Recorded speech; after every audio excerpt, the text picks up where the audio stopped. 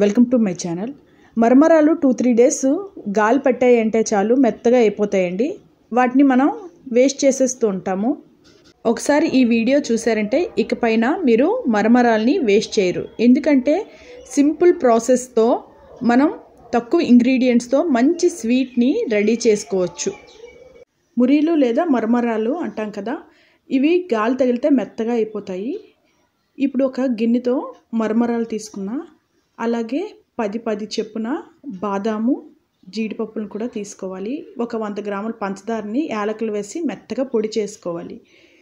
ఈ మురీలను అనమాట ఒక ప్యాన్లోన వేసుకొని జస్ట్ 2-3 మినిట్స్ లో ఫ్లేమ్లో ఈ బాదాం క్యాష్యూ నట్స్ వేసేసుకొని వేపుకోవాలి. ఎక్కువగా వేయించుకుంటే మరలా గట్టిగా అయిపోయి చిన్న సైజులోకి అయిపోతుంది.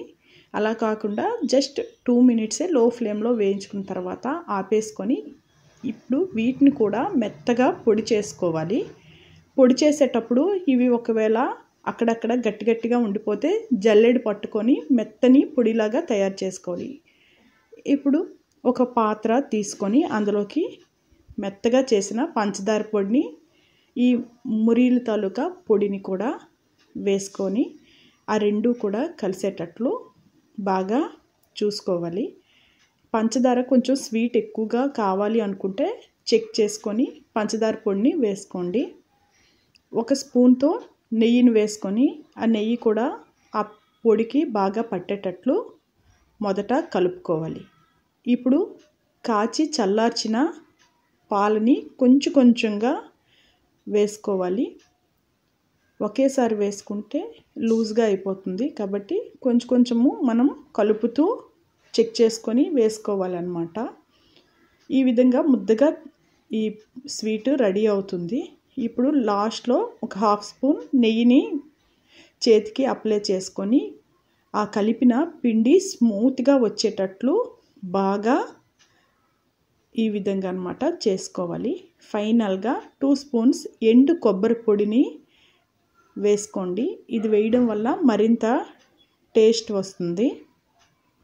స్మూత్గా తయారైన ఈ ముద్దని నెయ్యి రాసిన ప్లేట్లోన వేసుకొని వేళ్ళతో ఒత్తుతూ అంతటా ఒకే విధంగా సమానంగా పరుచుకునేటట్లు స్ప్రెడ్ చేసుకోవాలి.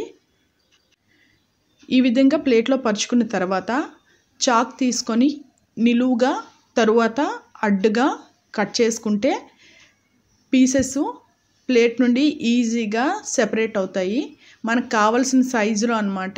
డైమండ్ షేప్లో కానీ లేదా స్క్వేర్ టైప్లో కానీ ఈ ముక్కల్ని కట్ చేసుకోవాలి. ఈ స్వీట్ తయారు చేయడానికి ఎక్కువ టైం కూడా తీసుకోదు, ఎక్కువ ఇంగ్రీడియంట్స్ కూడా అవసరం ఉండదు. ఈ బర్ఫీలు చాలా టేస్ట్గా ఉంటాయి. నోట్లో వేయగానే కరిగిపోయేటట్లు ఉంటుంది. తిన్న కొద్దీ ఇంకా తినాలనిపిస్తుంది. ఈ వీడియో మీకు నచ్చితే please like, share and subscribe. Thank you for watching.